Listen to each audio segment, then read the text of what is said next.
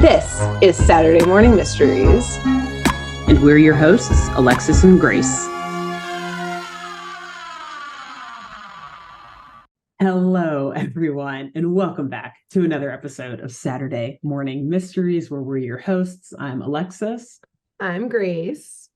And I don't know if I'm ready for this today. Quite frankly, don't be ready. I'm not. I never will be fully ready for the show that we are covering on this wonderful episode arc, which, if you have not been following for the past couple weeks, is none other than the Hanna-Barbera 1976 one-season, one-hit wonder, the classic Jabberjaw. It's been a wild roller coaster. It's been unbelievable. Yeah, I don't even... there are no words to describe the way that I feel about this show. There's a lot of hate. There's a lot of love. I think it all around comes to an appreciation that I've got so far. Now that we're 2 episodes in, maybe this 3rd episode will change my mind one way or the other, though. So Grace is up today. She's going to guide us through this journey. The best that I can. The blind leading the blind here. If you will. Even though I've watched this episode and written the script. Still, have we really though? I mean, I'll say too, I was telling Grace this before we started recording, that there was a certain point where while we were writing our scripts for this last week, where I was watching my episode and I was like, man, I need to text Grace and be like, how wedded to this show are we? Because I don't know if I can write episodes for this, because I don't know what's going on in this show. It takes too long to explain and write it out. Yeah, and to me, the forever stubborn, I had a flash of that moment, and then I was like, but I've already watched this episode. Yeah. Something needs to happen now. If I can't unsee it, you can't unhear it. Fair. That's fair. And I'm gonna watch it as soon as we're done recording, and then I also won't be able to unsee it. So we're all in this together. We're you all stay the course in this together. Yes. Just like Jabberjaw would. You just keep pushing forward no matter how much or how little sense life makes. Keep going. Yeah, we're really putting as much sense as we can into it. And that is saying something if you've listened to our last 2 episodes. Yeah. Nonsensical. And this one this week remains a trip. Both because the writers and animators were tripping while writing this episode, without a doubt, and because it takes us on a trip, emotional, physical, spiritual, mental, all of the above. And before we start today's episode, I find it very interesting. A running theme throughout a lot of our shows is how world events impact our entertainment. Oh God. Yeah. Maybe not always purposefully, but in retrospect, many years down the line when we were doing this show, usually our shows are obviously a lot older. The connections are very clear.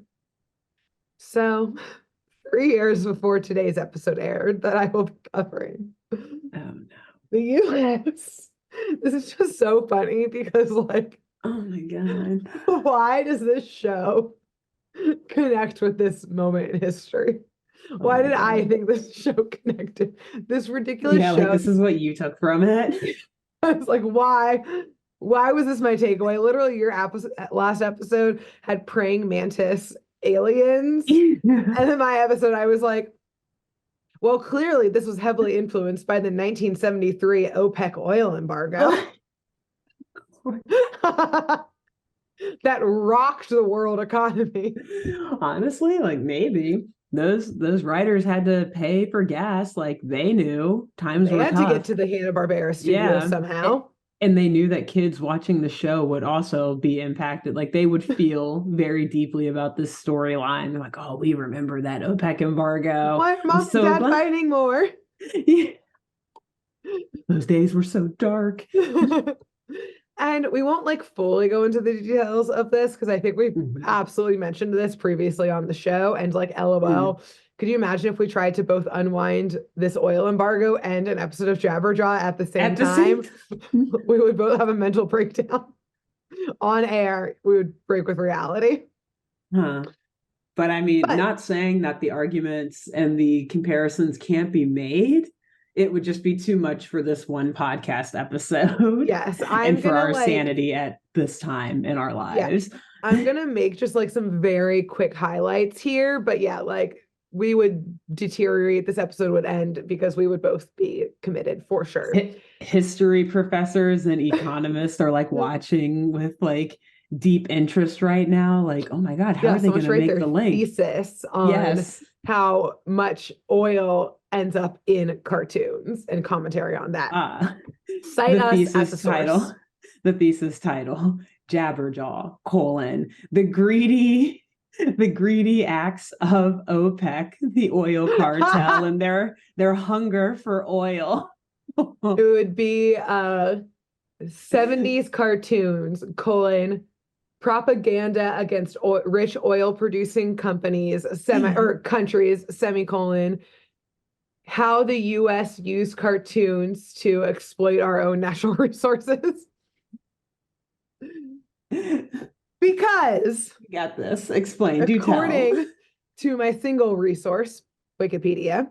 Nice. By 1972, 83% of American oil imports came from the Middle East.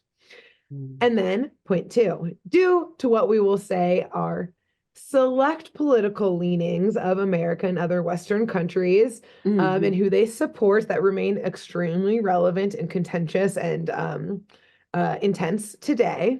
The Organization of Petroleum Exporting Countries, aka OPEC, began to cut their oil production in response to some of these alliances and support by the West. They cut their oil production and output and put in place an embargo on oil exports through the spring of, it started in 1973 and lasted through the spring of 1974, during which time oil prices rose nearly 300%. Oof. Yikes. The US obviously was in economic shock from this, and it forever influenced America's own relationship with energy production as kind of an excuse and way to, or reason to, increase our own domestic oil supply. So that's my 3-point synopsis on what happened and how it influenced America. And we've seen oil and oil barons in cartoons many times before. They're always greedy and evil, and the good guys have to stop them from getting more oil. I recall an episode of Darkwing Duck where this really happened.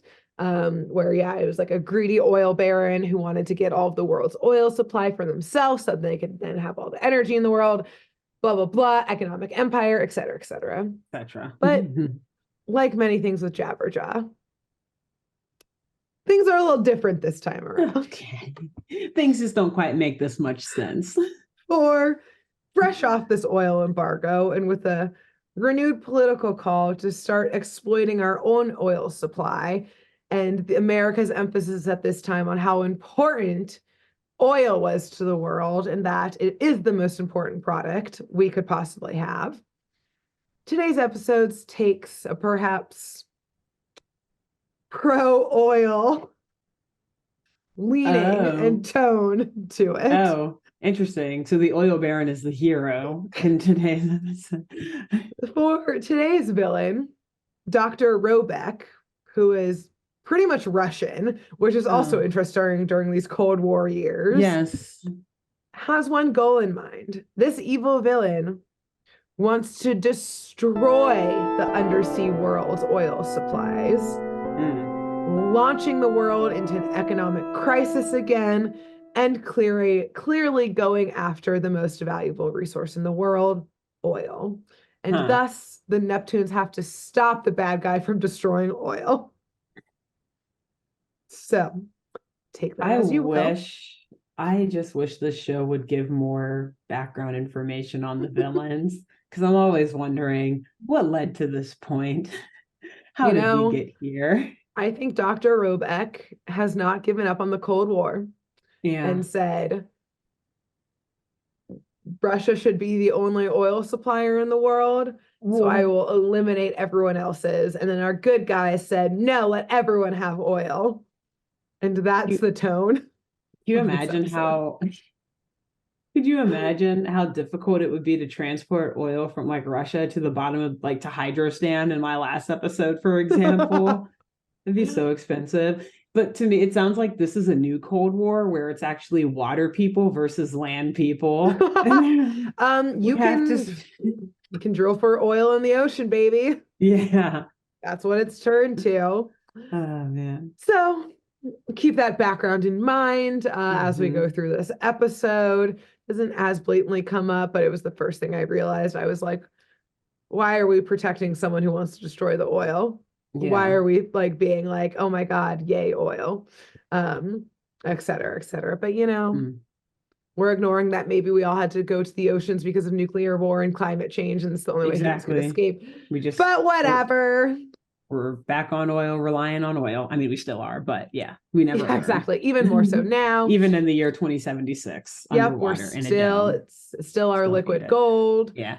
Trust us, if we could use coal down there, we would. We would be, for sure. I mean, we haven't finished watching this season yet. We don't know. It's possible. So we start off, yes, with Dr. Robeck, who is a bald Russian man wearing a yellow lab coat with these large orange rubber gloves. So you know immediately that he's some super scientist and definitely getting like murder vibes, because why else are you wearing large rubber gloves? And he's in his lab with some sidekick. And the sidekick is standing in front of this like large vat of oil. Dr. Robeck is explaining while he's holding this like small test tube with a green microbe in it that he has created a microbe that in very small amounts even is able to eat and digest away oil, which, as a side note, would be an incredible invention, like clean up our oceans after an oil spill if we can find like some type of like microorganism that can eat and digest oil and like process and it. Just like the oil. Yeah. It would be amazing. Yeah. And we see with a single drop that Dr. Robeck is showing his assistant, indeed, a single drop of the microbe gobbles up this entire vat of oil, lickety split. And again, he has this ultimatum that he comes up with, which is he can use this microbe to destroy all of the world's oil supplies. But instead of doing it for like some environmental reason, he's using it as per usual as a ransom and a threat, saying, I will destroy all of this unless you give me the oil supplies. So like, well, I guess it's not totally pro-oil. It's more of like a pawn here, but also like, fresh off the heels of other countries doing exactly that and saying, we will hold this oil ransom. Pretty fresh from that embargo. Yeah, this guy's like a child. If I can't have it, nobody can. Exactly. Yeah, that's basically his attitude is like, I want all the world's oil, but if I can't have it, no one can, and I'm going to destroy everything because that's the worst possible thing someone could do because we heart oil. So the sidekick, though, points out a small problem. There are lots of problems, but he starts small here, which is how is Dr. Robeck going to get this microbe into the place where all of the oil is stored, basically the oil capital of the world called Petrol Aqua. It's one of the worst ones. That's really bad. It doesn't roll off the tongue at all. No, it's very hard to say. Aqua. Is it petrol? Petrol with the L? Petrol, yeah. Like gas. Yeah. Like so, okay.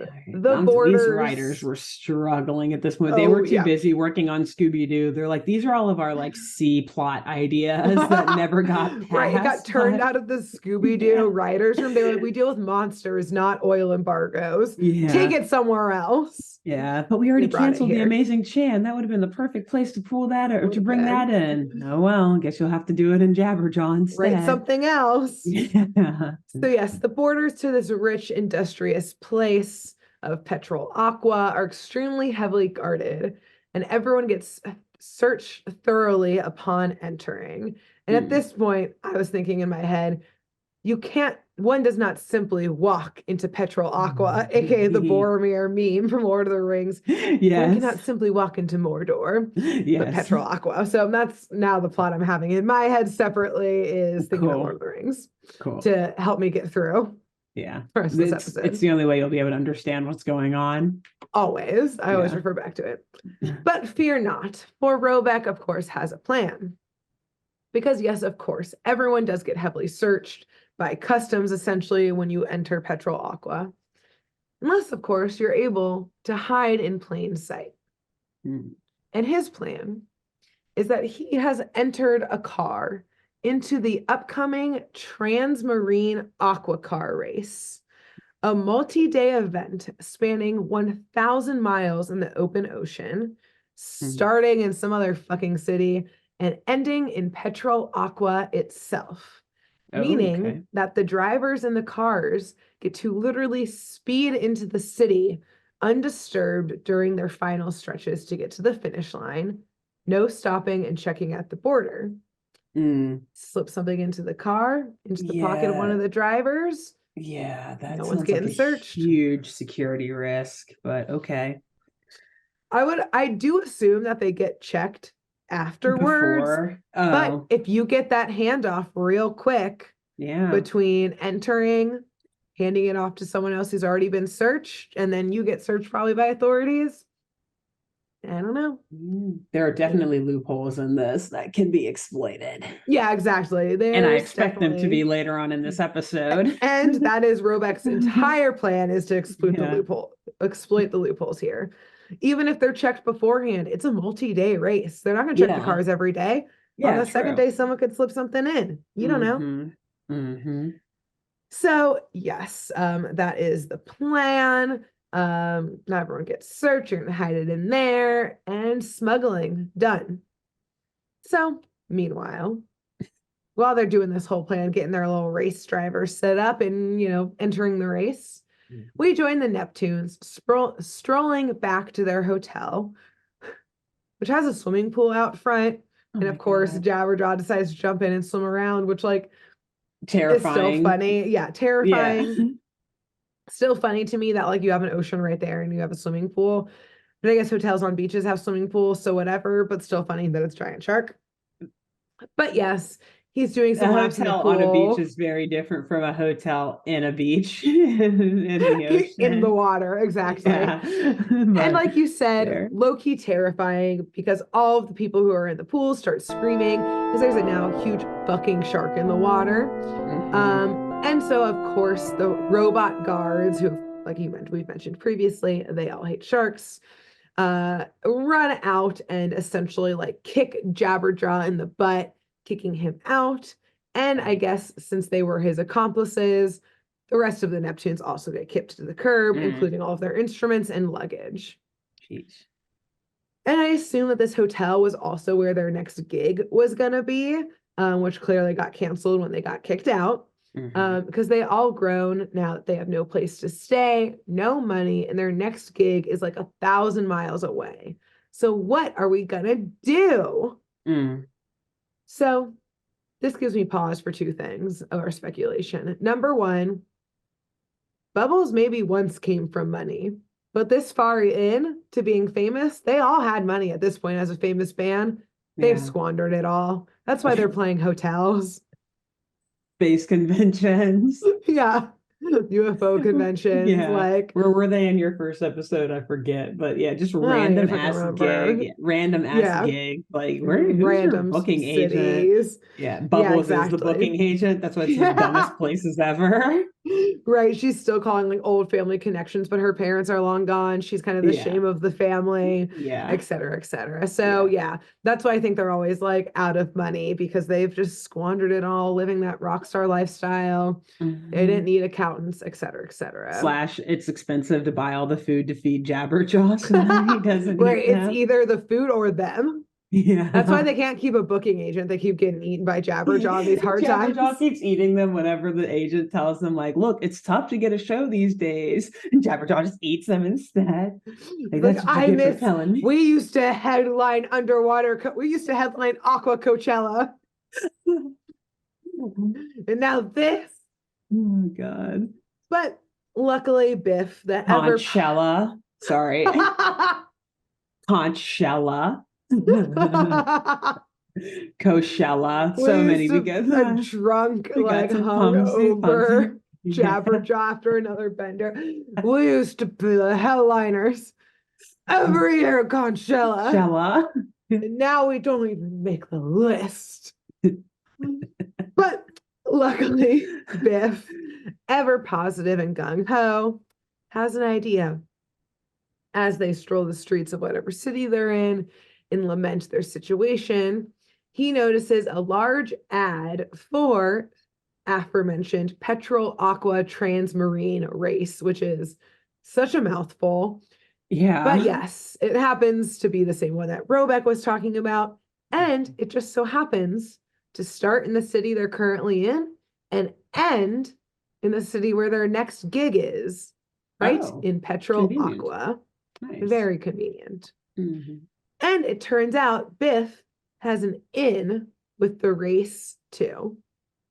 We learn that his wink wink old school pal reminded me of our amazing chant episode on the racetrack.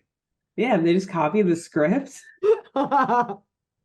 Pretty much. I will say we never meet this old school pal, but I was like, caught in a Hmm. favor, wink, wink, Pal. nudge, nudge. History, Did you, history will say they were pals.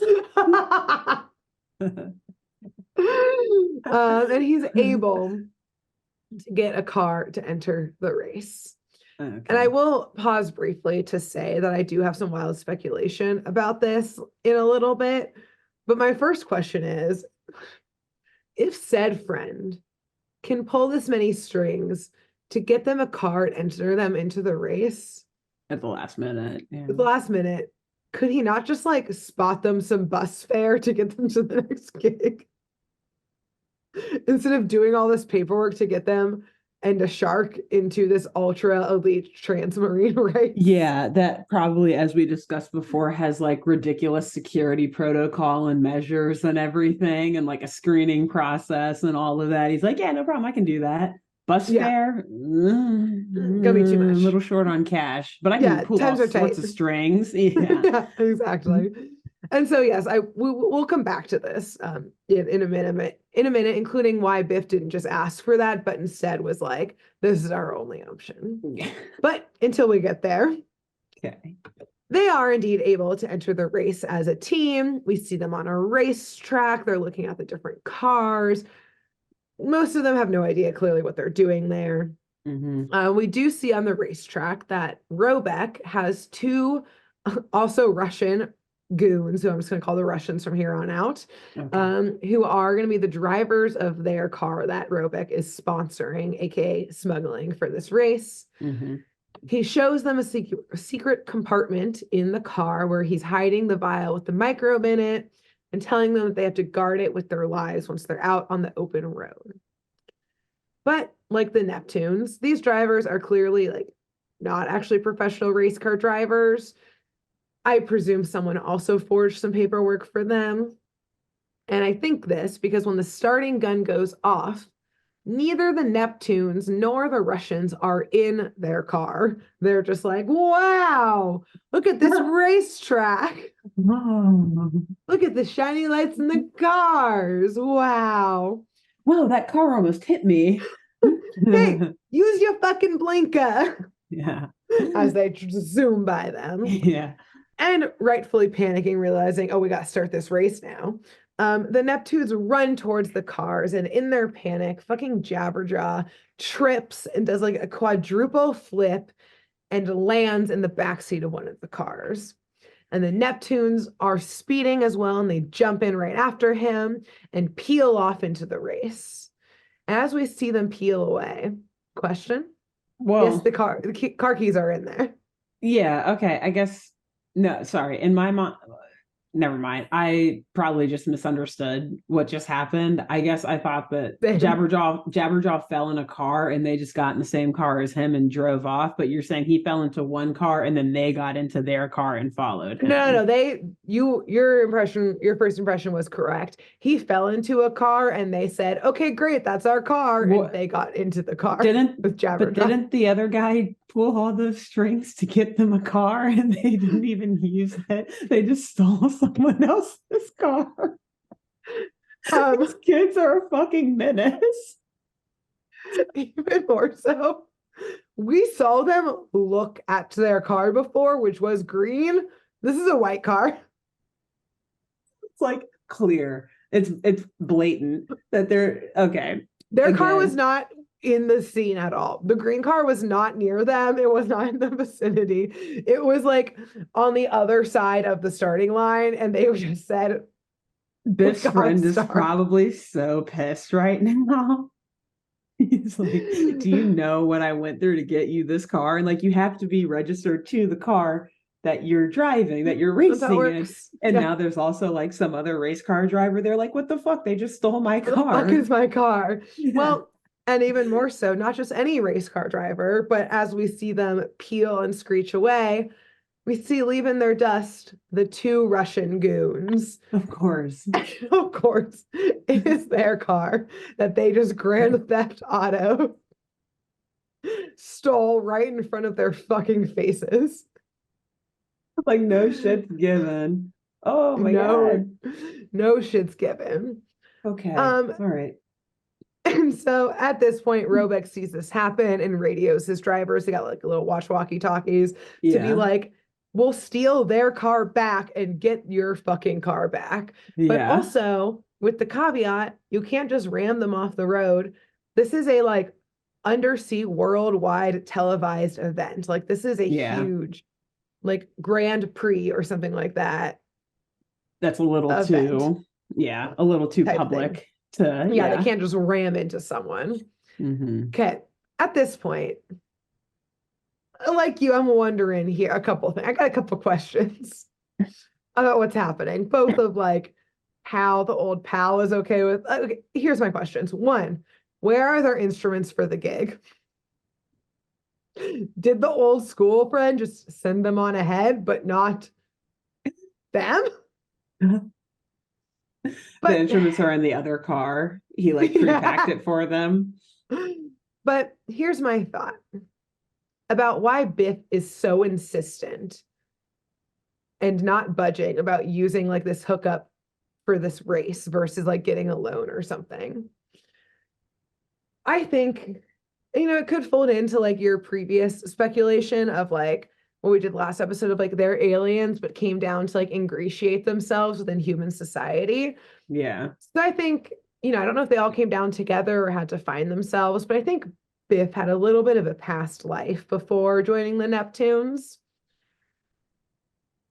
I think Biff Can't wait for what used to be a fast and furious street racer.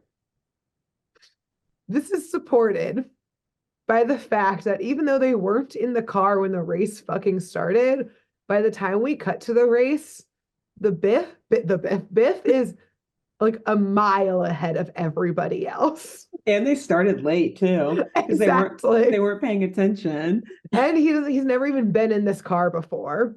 Oh yeah. But like in seconds, they have sped ahead of everybody else and are in the lead. And now my spiral continued.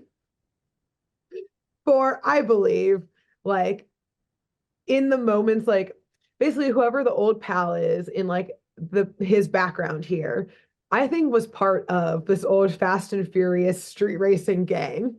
And Biff decided to come out of retirement for one last race. One last race. Picture his friend who got the call was like, Biff, are you sure? You say you'd never come back, not after the accident.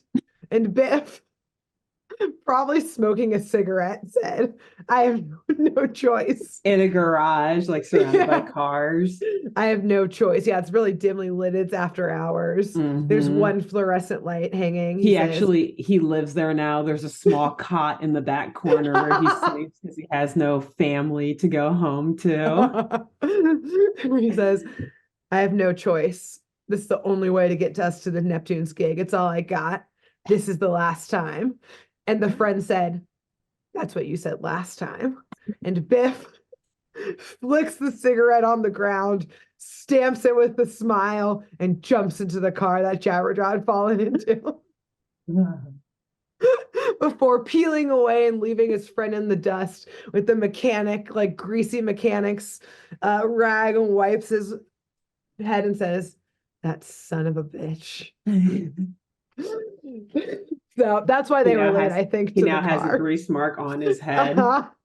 Oh my God. So that's why I think that's what you said last time. Yeah. This is nothing like last time.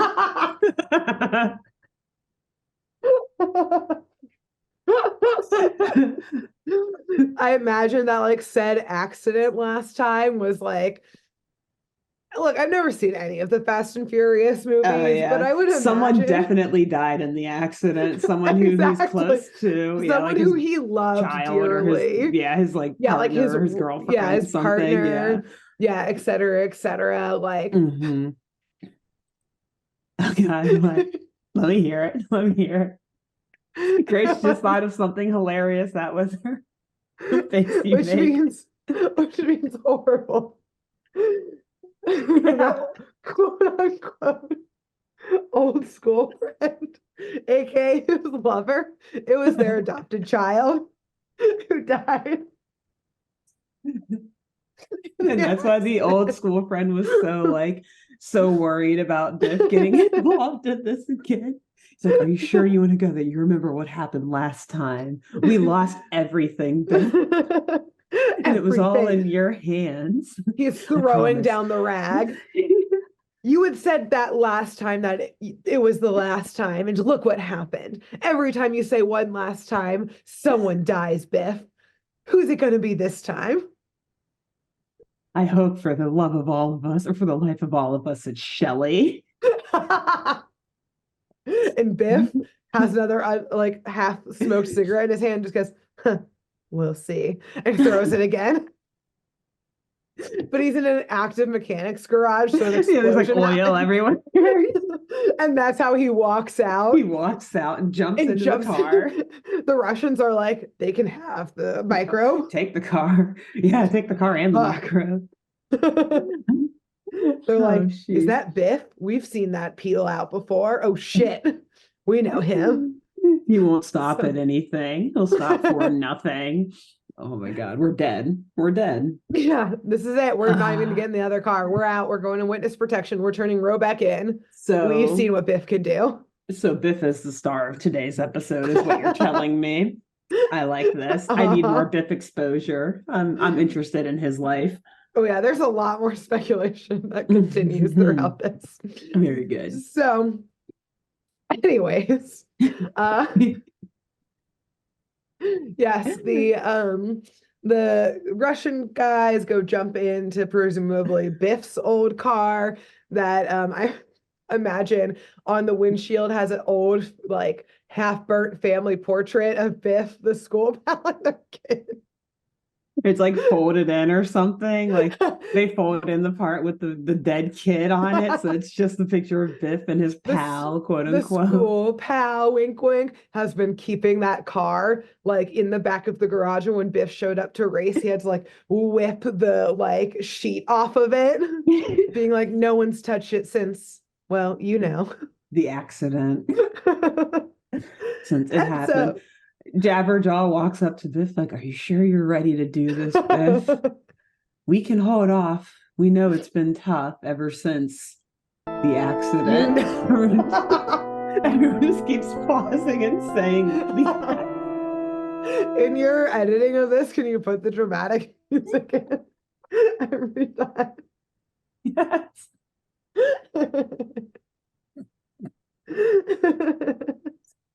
Oh god.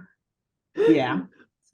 Can The I also film just say crew. too, Yeah. these for those listening and watching, if you haven't already noticed in these first three Jabberjaw episodes, I'm pretty sure that like 60% of the audio is just us laughing. And I've cried every episode. Same.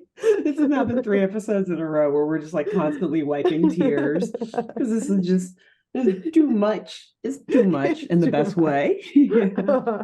Okay. Yes. So the Russians, though, I guess more scared of Dr. Robeck than they are Biff at this point. And a 15-foot giant great white Giant shark. shark. They're like, we'll take the shark at this Please. point. Biff is They crazy. they hop on to the freeway to the race as well. And Robeck, who's obviously also closely watching this race, has like a little cool his own aqua car that they can all kind of also be helicopters, submarines, or whatever. So he's like kind of floating above the whole course to scout out basically like how can they trap the Neptunes who now have the microbe in it without like disrupting the whole race, blah blah blah. So Robeck notices that because now at this point they're like out in the open sea on this transmarine race, that up ahead there's like a detour that's been set for the race because if they continue on straight, they get into construction zone. So Robeck, like a good villain of this world, has lasers and shoots away the detour signs and the construction signs so that Biff, who is so far in the lead, drives straight towards the construction zone instead of taking the detour.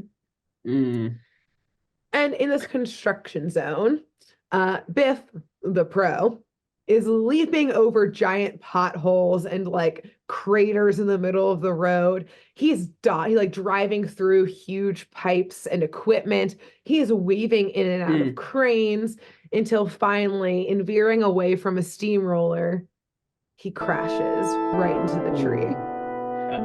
Into the tree. Wait, why Here's is the there thing, a tree? I wasn't gonna bother explaining. The construction site brought them into like a little bubble city. I was like, our workers were getting a little down in the dumps, so we had to add some greenery. I thought it'd be kind of cute just for them to like also rip the tree out for the construction that they're doing. It's like definitely in like an underwater town. So like they're in a bubble, but I was like, this is too much to explain. And like that's what happens. There's a tree. And they crash into it.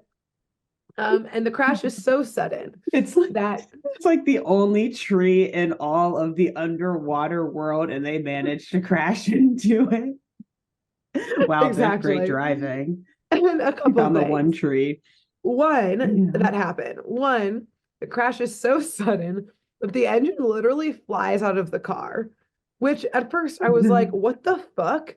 But have you ever heard of the Ford Pinto from the 70s? Do you know about this car? No. So I obviously can't describe it to you because I don't know anything about cars. But in the 70s, there was a Ford car called the Pinto, and it was this huge problem because Ford, as a hungry corporation, refused to spend like a very, very, very minuscule amount of money to make a change to the Pinto. Because the problem with the Pinto was that like basically where like the gas tank and engine were, there was no bumper in between. So if you even got into a small fender bender, the gas tank would rupture and explode into flames. And like 27 people died from Holy it. shit. Yeah. Whoa. Yeah, it's like the Pinto was like a death car, essentially. Yeah. Wow. So it costs less. That's so funny. Yeah, it like costs less to make the small change than it did to like deal with the lawsuits of like families of their loved ones who people died. dying. Exactly. Exactly. Yeah. That's crazy. And probably started the whole like belief people's belief that if a car just like fastly crashed into something, it like exploded. Yes, Which exactly, like no, because that doesn't typically happen unless there's some sort of mechanical issue with the car, and the aka Pinto like sure this. did. It sure had one. It sure Yeah, did. Too many times. Wow. exactly. Sad though. Yeah. God rest in Yeah. peace to those It's 27 folks. yeah, That was it's a long wild. time There's ago, like I know, a but handful of podcasts that like talk about it and go through like the moment by moment and like how fucking mm-hmm. crazy like the actual even like pricing of it all was. Yeah. It's wild. And basically the head of Ford was like, no, make this car even smaller because like European cars were becoming popular and that's why like the Mm-hmm. gas tank got so compressed. Anyways, it's Yeah. fucking wild. So Interesting. the other thing that happened, Classic. I imagine, in this moment is that Biff, I imagine, re-seeing the possible flames, is picturing the last time he said, one last time. Because we also see, and I imagine this is what happened last time too, that this car, which has just been totally fucked up, again, the engine is out, the gas tank is out, and the gas is literally leaking down onto Shelly. Oh no. Oh, of all people. She's Who's pissed. yelling at Jabberjaw to help her. Oh, to help. I was like, what did he? Yeah. It's not his fault, but No, okay. no, Yeah. yelling for help because she's now being Yeah. drenched in oil. Yeah. And I Fair. imagine Biff seeing in slow motion Jabberjaw notice a compartment that opened in the car and reach in for the substance that he doesn't know what it is, but he decides to slowly open and thinking for some reason it's like cleaning supplies, pours it on Shelly. And I imagine Biff breathing in slow motion with PTSD, knowing any amount of substance will light her directly on fire, Yeah. just like last time. But luckily, the Just thing that before the accident.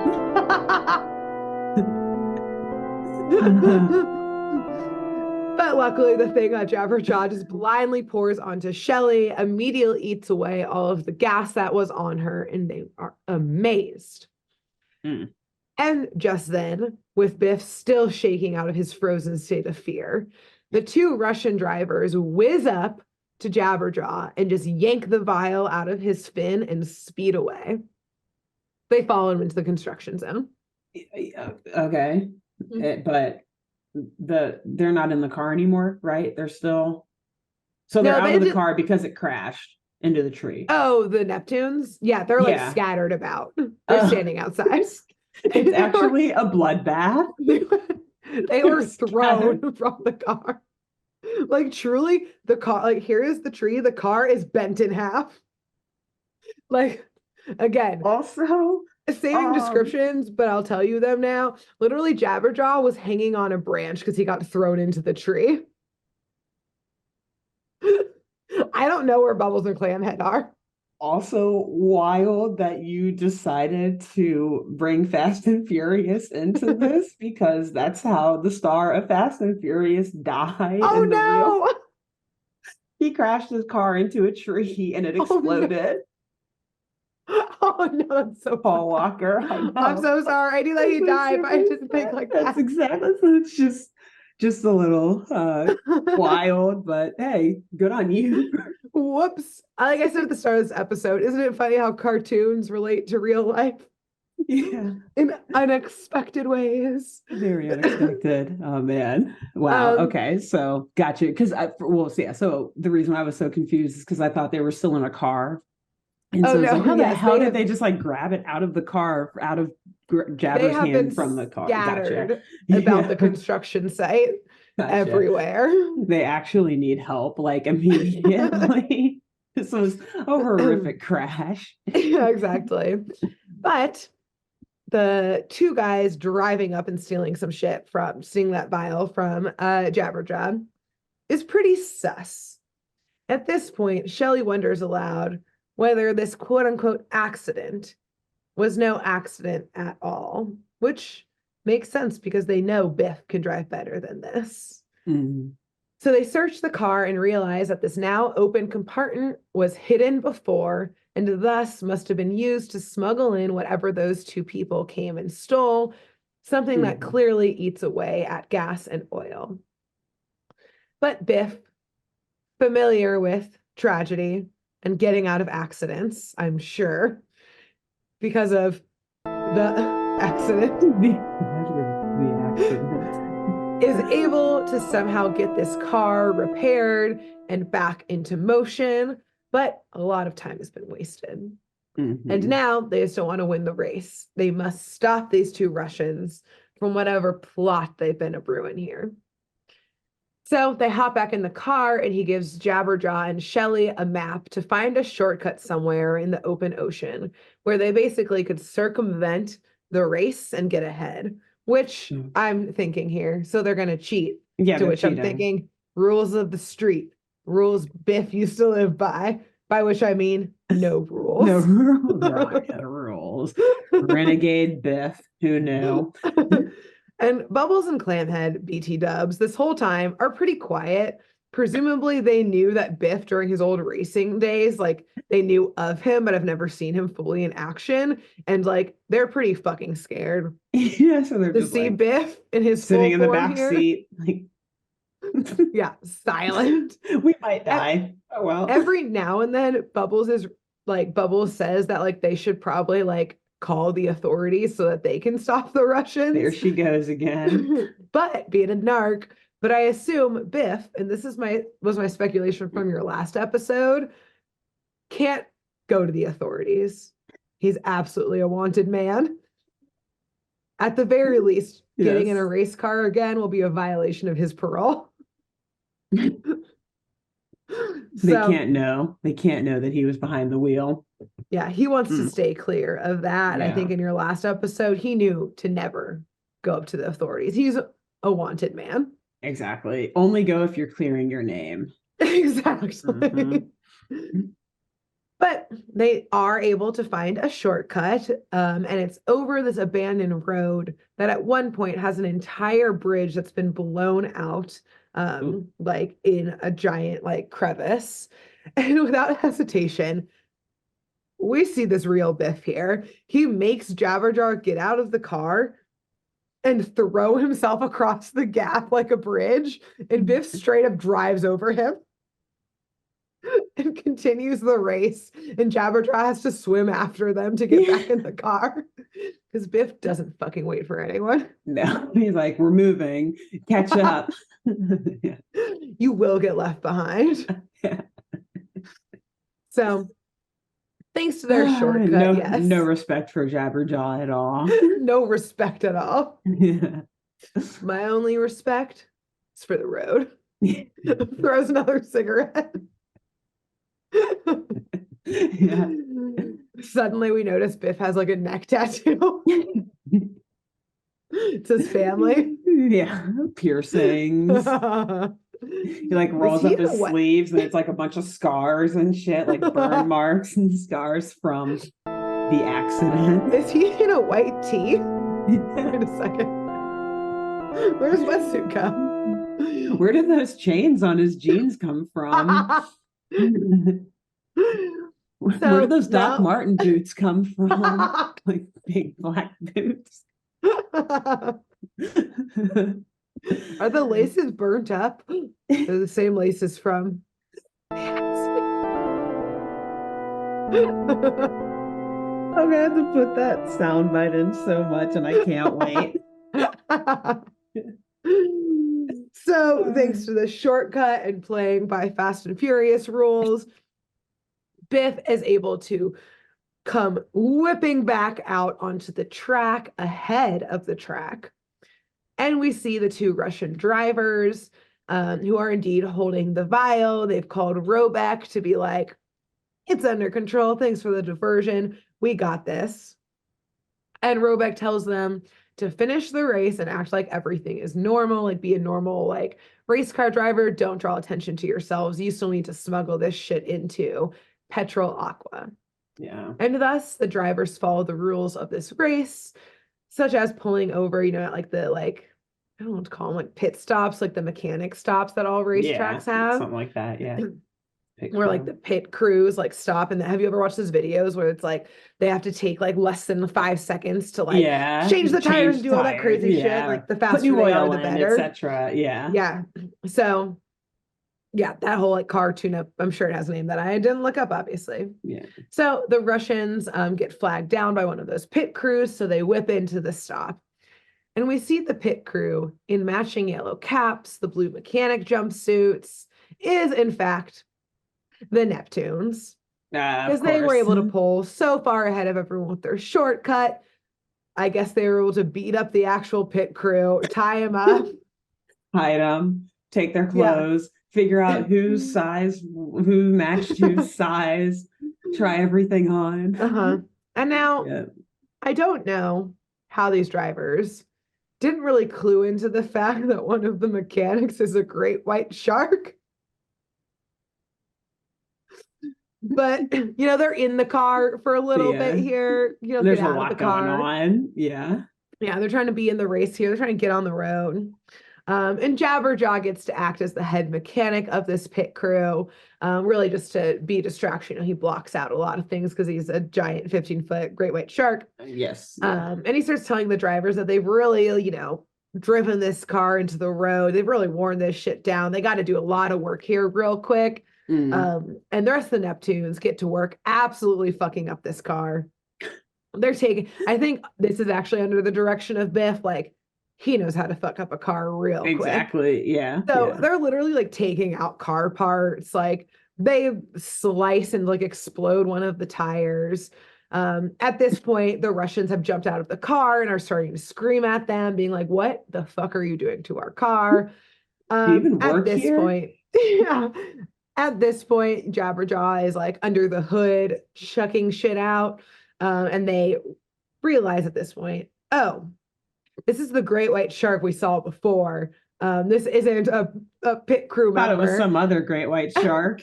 Yeah, we're so confused. And so they kind of like start running at him and like grabbing at him, but he doesn't go down because, again, he's literally a great white shark and they are humans. And they tussle for a second, and eventually the two Russians get out their Dissolvo ray, which is just another laser gun, standard again for the villains in this world. And they start shooting at everyone as they back away. And instead of jumping into their now fucked up car, they take the car the Neptunes had been using and speed away, leaving the Neptunes with the broken down one. Oops, shouldn't have fucked it up that bad. Yep, exactly. They gotta fix it. But again, a few things happen during this chaos. One, the animators fully forgot for literally about 0.8 seconds of a clip that they were all wearing the same thing. And for 0.8 seconds, it goes from black and blue and yellow jumpsuits to like one moment of Shelly in like a bright pink jumpsuit. And then the next second she's back to being in blue.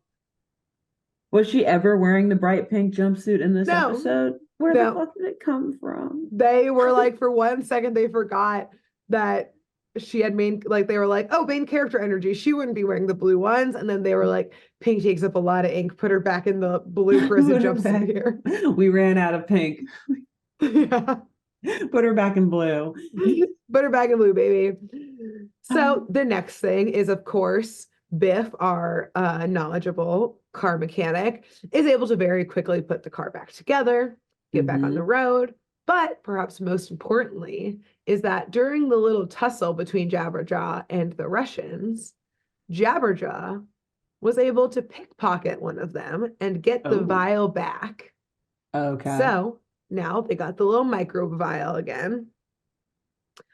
But of course, the Russians have realized this by the time they're on the road. And so while the Neptunes get back on the road, we see that the Robeck drivers, aka the Russians, had pulled to the side of the road, waited for them to come back, and immediately get back on the track to tail the Neptunes as they drive by. So at this point, they need to lose this tail. They don't know what else to do. So Biff speeds off the side of the track, I presume going through all types of like barriers and that kind of stuff, not giving a fuck anymore that this people is a jumping out of the way. Yeah, pit crews, like getting trampled over, like freaking ran Exactly. over. Yeah. Yeah, cameras getting knocked down. Like all of a sudden, Yeah. helicopters are starting to follow. Like he's clearly going rogue at this point. Yeah. The authorities are like, Is we know that those Biff? skid marks. He's Biff is back. Right, they're calling in like the undersea, like Yeah. To like a intelligence montage of these agency. different agencies. Yeah. Yeah, all And getting like ready. the Navy too. The like US Navy and Coast Guard. Yeah, Biff is all just back like down here gearing up. putting you on notice. Yeah. What's the agency that like regulates like um who like come after you if you're stockpiling guns? Oh, the alcohol, tobacco, and fire ATF, Yeah, the something like ATF that. They is getting can, yeah. ready. They're like, he's smuggling We're guns ready. into Petro Yeah. Aqua. Yeah. There you see him like loading into ships and like submarines. There's like Yeah. one ATF agent who's like at his house just making his morning cup of joe with some Folgers and his Oh, wife, and he gets the it's a call, phone call. and all we hear on the other line is, I know you just retired, but he's back, and he drops the Folgers like You just hear the grinds. shattering glass. Yeah. You hear the wife in the background saying, not again, not after. Plot twist. This agent used to be a partner of Biff's, but he went clean after the accident and decided to use his skills to save people rather than to harm them. He's tried so long to get Biff to see the light and to come back, but Biff went into hiding. And actually, this agent secretly has known where Biff has been all along, but since he and Biff were so tight, he couldn't give away As his long as Biff location. stayed undercover was their Away. deal. Exactly. As long as you stayed away from the road, as long as the last time was truly the last time. But no, now Biff, he's back on the road. He's back. And the agent, he's got to get back into action too. The agent sees a single text from the old school pal that says, I'm sorry. And an old black and white picture of the three of them together. That's why it was folded in. The one that was folded in the car, it was folding off the ATF agent because he left the gang and they all broke up. So Biff unfolds it at this exact moment, right after we see the ATF they agent. are in the original car Biff too. is like driving, racing through people, and he pulls out the picture and folds it out. This is for you. It's the ATF agent. Yeah. Who has the kid who died on his shoulders. It's his That's kid. how tight they all were. It was his kid. Biff and the college pal, they were real life romantic partners, but they were like the uncle to this kid. And then when his kid died, that's why he had to leave this life of crime and join the ATF so that no one else's children would die in such a horrible accident. Yes. The ATF agent gets out his wallet and has it like montages from Biff looking at the picture to the ATF agent looking at the picture from his wallet. But he folds out Biff's picture, like Biff was folded in. So they're just like at the same time folding out the opposite. Yeah. And you see the pal like in the middle, just looking at the whole picture. He's never folded any side. He's pacing. We see like cans of coffee everywhere, like cigarettes everywhere, so scared. He's like, no, I gotta run. I gotta run now. This is my last time. Yeah, he's packing up his suitcase. This race is never gonna let him work at it again. He's got to go on the run again, hit those streets. This has gotten too out of hand. I gotta run. I gotta hide. Oh God, the ATF is getting involved now. They're both gonna come. I can't look out for you any longer. Hangs up. Sends that single text to the agent. I'm sorry. Never seen from again. Tucks the picture away in his pocket. He tucks in the other end so that he's the only one showing in the picture. It's time to be alone again. Oh man.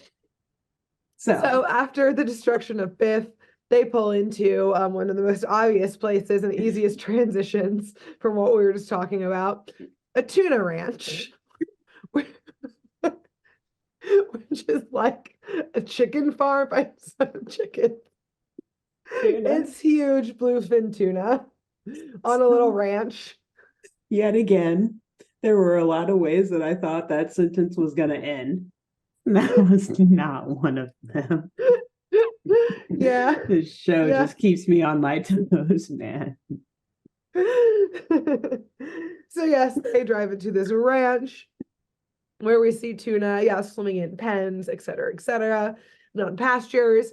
Everyone tucks and rolls out of the car this time to go like hide in the farm. Mm-hmm. But this time it's pretty easy for the drivers to fucking find a great white shark among tuna because they know what to look for now. And for So, humans. yeah. So using their ray guns, they corner Jabberjaw and demand the vial from him, which he does indeed give up and hand back to them. At this point, Biff is on fire. Biff has gone into like seeing red mode. Like, no, this is what made him so famous and like unstoppable. This isn't a problem at all. Before getting back on the road, they jump into their car and he very quickly essentially pimps it out. Or maybe like this was his original car anyways from his street racing days, we've decided, because remember they got back their original car. Yeah. And so we see that this car basically turns into like while it's on the road, all of a sudden like the wheels like can like, or I guess the car can shoot up and have the wheels stay down. So it's like the car is now like 15 like to 20 feet in Inspector the air. Gadget style Yes, type exactly. of, okay. Yeah. Yep. And so they do that and they drive atop the Russian's car. And Biff makes you can't go past, go over. Yep. Biff makes Jabberjaw lean out the window of their car and break into the Russians' car to yank the vial out of their hands and come back in. And then they come back down and continue to speed away. Mm-hmm. And eventually, I guess the adrenaline cooled off a little bit because, like I said, this is a 2-day race, a multi-day race. So they have to camp for the night. And of course, it's like an established campground. It's like where the first end of the race finishes. Mm-hmm. And at the camp, they do feel safe because there's a lot of people around, like there's a lot of officials. I presume Biff feels safe because now he can blend into the crowd. And he knows that the ATF agents aren't going to suddenly raid a crowd. They've made that mistake before. Yeah, it was deadly. It was a bloody mess. Exactly. So they know not to just raid and go in blindly. So they're keeping an eye on him, presumably, but not going in quite yet. So Biff feels safe. Okay. But in the middle of the night, all the drivers are in their tents. All the spectators are also have gone home or at least camping nearby. But we see Robeck himself creeping through the camp silently. And just outside of the Neptune's tent, he turns the ray gun on himself and shoots it, which renders him invisible. Oh. He was like, I give up. I'm going to frame Biff for murder. If I can't take him down, I know who will. I was like, wow, this show really just took it there. Dark turn. Yeah. No, he's got like an Invisiray type of shit. Okay. So he strolls right into the tent because he's fucking invisible now, apparently, and starts rustling around all of their stuff, including very creepily unzipping Jabberjaw's sleeping bag to like rustle around in it, which I will say the sleeping bag's really cute because it has a little fin shape for his tail. So he can slide also right in. like the biggest sleeping bag of all time because he's a shark. It's got to fit 4,000 pounds of shark in it. May we emphasize again? Yes. But all of this creepy feeling around makes Jabberjaw laugh because he's getting basically tickled. Again, terrifying. And everyone wakes up being like, Jabberjaw, shut up. We've had a long day. We need our sleep. But the invisible Robeck realizes that Jabberjaw doesn't have it. And so he starts just throwing around the rest of the band. who are unable to defend themselves because they can't see Yeah. who or what is there. And in the bedlam that ensues, he is indeed able to find and grab the vial of the microbe and run out again. You had a question about a man turning invisible and sleeping and searching through the sleeping tent? Yes. Yes. So I didn't realize that Jabberjaw was in the sleeping bag when he was going through the sleeping bag. And yes, it makes it a lot more concerning than initially thought to be. Yeah. Yeah, no, they were all sleeping in there. And yeah, he just unzips and goes right in like a little creep. Invisible. That's like literally the plot of Invisible Man, or like Hollow Man, which like the dude turns into like a sex pest because he's invisible. Yeah, he's like exactly. Going into ladies' bedrooms. I left it out, but Robeck did unzip every other person's sleeping bag and do the same thing too. Including and I was Shelley like, this is incredibly inappropriate. Great. Yes, correct. And they're teenagers. I guess we can assume they're 18 maybe, but this very likely that lots of crimes going on here. These might be the worst crimes we've seen so far in this, this arc. Yeah, this whole episode is overfilling with crime happening here. Yes. And now at this point, this violation that has happened, Biff no longer cares about winning.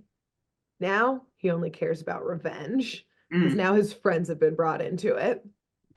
So the next morning, he's staying right on the Russian's tail in now a soundtracked high-speed chase in which each car is both trying to ram one another off the road. They're continually going back and forth in James Bond style, like being able to like stretch out and reach into the other's car and get the vial. All of a sudden, the Russians aren't fucking around anymore and they're full on shooting their laser guns out the windows at Biff and the band as Biff is soaring through. His wheels are probably fucking on fire at this point. All that he can look at is the picture, the memory. This is for you. He crumples it up in his hand. Throws it out the window. It gets zapped by one of the lasers. It's time to move past the accident. Yeah, it's on fire behind him. His eye twitches a little bit. Yeah. Clamhead grabs his shoulder supportively. We got this, man. Don't worry. There won't ever be another accident. The camera crew that is filming the documentary about this band falling apart is shaking in the backseat. Terrified. They have to like have another car driving around with them with like the extra equipment and stuff. So this other car is like speeding through shit too. And like it's getting all of like the like misfires from the lasers. That car is producers like sweating inside trying to keep up with Biff. Biff just driving like this, looks out as like the second camera crew explodes and looks back to the camera guy in their car and goes, looks like you'll need a new crew. And like speeds away. So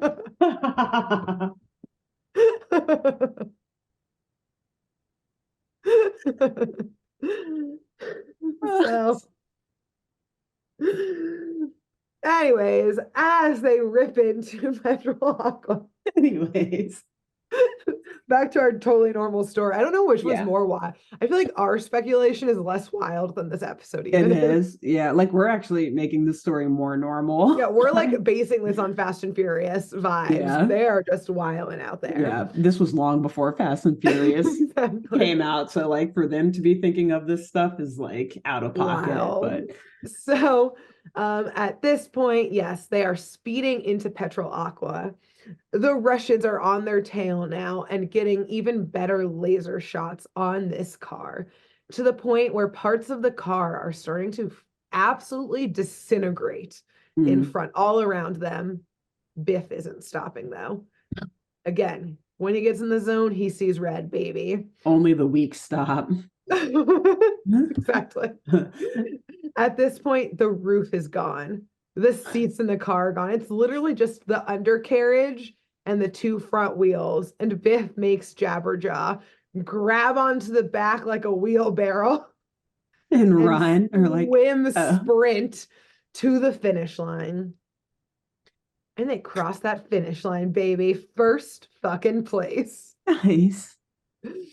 Jabberjaw, who we've seen, loves the applause because they are entering into like this enormous stadium, like 100,000 plus people in it. He chucks down the car and starts bowing at the finish line. As he is, the drivers and Robeck, who's gotten out of his car now, speed in as well and try to jump out of their various vehicles and try to take down Jabberjaw in the last attempt to get the vial. But Jabberjaw spins, thinks quickly, and knocks down the like finish line banner and is able to envelope them in the banner and accords, and the rest of the Neptunes come in and tackle them. Jeez. Or at least I imagine that Shelly, Bubbles, and Clamhead do. I imagine Biff is wiping a single drop of blood from his chin as he takes his helmet off in one corner of the stadium with his mechanic rag and suitcase as his old pal. In another corner, the ATF agent is holding up his hand, telling him to stop. Yeah. They both are shaking their heads. Biff smiles at them. The ATF agent says, "You've done it again, you bastard." Puts his gun away. Yeah. Calls all the guards off. Yeah, wrap it up. Like, and no, we're done. We're clear. Yeah. Hangs onto the side of a helicopter as it speeds away. The old pal has his cap low. Yeah. He's like nods. Goes back like into the crowd. To the crowd. Disappears. Pats the pocket where the picture is. All three of them pat the pocket at the same time. Well, I guess Biff threw his picture out of the car. He pulls out another one. Yeah, he's got lots of copies. I got a lot of these. I think of The Accident every single day. I need them in every corner of my life, just as a reminder of The Accident. There's an end credit scene where like they find out that Dr. Roebuck is still out there, and so you see like the ATF agent becomes Nick Fury from the Marvel movies and like goes around the world getting all the gang back together and starting a team. Right, like we actually see. But let me finish the episode and I'll tell you what we... Go ahead, my bad. Yeah. It turns out their big gig was the Transmarine race. So we end the episode with the Neptunes playing on the racetrack and the audience is going wild about it. Nice. We don't see what happens to Robeck and the Russians. So I think you're right. That I think they evaded capture. Yeah. I think what happened at the end is that, yeah, the ATF agent, how we know that he's doing this is that the next morning his wife wakes up, goes down to like, the pot of coffee is still hot, but next to it is the ATF badge just sitting there and another copy of the picture. And she goes, "Oh no." She runs to the garage and opens it and his old street car is gone. Yeah. And we just see her like slowly sit down.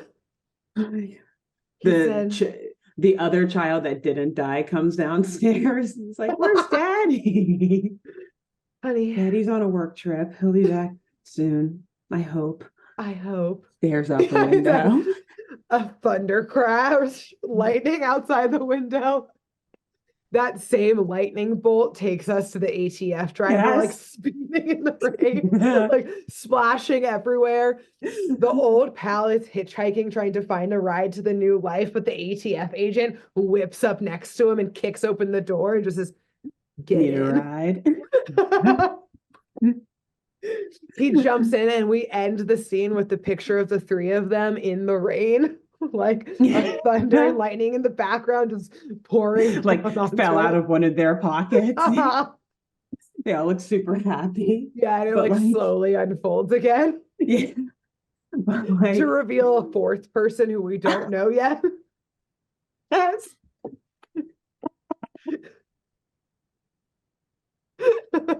And that's how it ends. The ATF agent and the hitchhiker, aka old pal, just look at each other like, well, there's one more of the old gang that we haven't seen in a while. Speeds up. And then we just hear the hardcore music starts playing. Yeah, and then the credits roll. Yeah. You know, the Fast and Furious font? It says Jabberjaw. No, Two Jabber, two Jaw. This is this episode, damn it. And that's the end. Yeah, that's Roll credits. oh shit. So amazing. The end. Absolutely amazing job. Thank you. Oh my god. Oh So god. Wow. That's our journey so far here with Jabberjaw. Hope you enjoyed. Hope you're enjoying lives of all of these band members. Yes. Etc. Nice. Etc. Mm-hmm. I imagine Biff after this erases all of the documentary footage of this. He like holds the filmmakers about this like disintegrating band, like, you better erase that film. Puts his hand in his pocket. Obviously a gun in there. Know it's gonna happen if you don't erase it. The single producer who's left is like showing him that he's erasing it. He was like, I was in the car following you guys. I agree. I already deleted that footage. Yeah, he like because like they're also implicated in the crimes. Yeah, exactly. Let's go film the tour that we're on. Yes, sir. Sure, whatever you say, wherever you want to go. Yeah. Oh my god, amazing. So, wow. Thank you. And folks, we will continue the grand adventures of the Neptunes and good old Jabberjaw next week with another episode that promises to make just as little sense. Yeah. So we will wildly speculate about it instead. We will. We will. And, you know, we'll, as if these shows or these episodes of the show weren't already exciting enough, you know, or already wild enough, why not make them even more wild and nonsensical? I can't wait. Exactly. Can't wait. Yeah. Yes. Can't wait for your episode next week. And between now and next week, who should our listeners and viewers tell about this show? You know, tell Vin Diesel, you know, I'm sure he would love to know that like 30 years before the Fast and Furious came out, maybe less than that, whatever, like the movie had already been done in the form of an episode of Jabberjaw. So let him know, tell him about this podcast and he'll see how he likes this show. Yeah, perfect. I think he's gonna love it first and foremost. We're probably going to see in Fast and Furious 12 a character named Biff show up. Probably at this rate, yeah. Based on this. You guys better pay us. You're welcome for giving you the idea. You're welcome. And then I think after that, so I, similar to never having actually seen Fast and Furious, I've never played Grand Theft Auto, but I'm imagining that like with a lot of gaming, you can like talk to other players or at least like whatever, you can hop on Discord with your friends. Tell other people playing Grand Theft Auto with you. Nice. Yeah, and there's some theft of cars, of autos that happen in this episode. That is indeed the premise of the game. Exactly, and it happens Grand theft, perhaps. Yes, indeed. So tell your... A new one is coming out soon, too, so that's actually a good plug for the algorithm. Yeah, you're welcome, everyone. So, tell your gamer friends. And till next week, we'll see y'all then. We'll keep on thinking about the two most important things in life, family, aka family, and the accident. Bye. Bye. Thanks for tuning in to Saturday Morning Mysteries. If you enjoyed this episode, please share, rate, review, leave us a like, and drop a comment. We post episodes every Saturday and bonus tune tangents whenever we feel like it. So please subscribe so you don't miss the shenanigans. And if you want to follow us on YouTube, click the bell under the YouTube subscribe button to receive notifications when new videos are posted. And if you want to subscribe to the podcast, we have no idea what you're listening to us on. So just hit the big subscribe button on whatever app you're using. We believe in you. Give us a follow on Twitter and Instagram at SatmornMist, all the abreves, and let us know if you have any episode or show requests by emailing SaturdayMorningMysteries@gmail.com. Thanks to Jenna Kendall for the logo design and to Ava Sakiki for the music used during this week's episode. See y'all groovy kids next week on Saturday Morning Mysteries.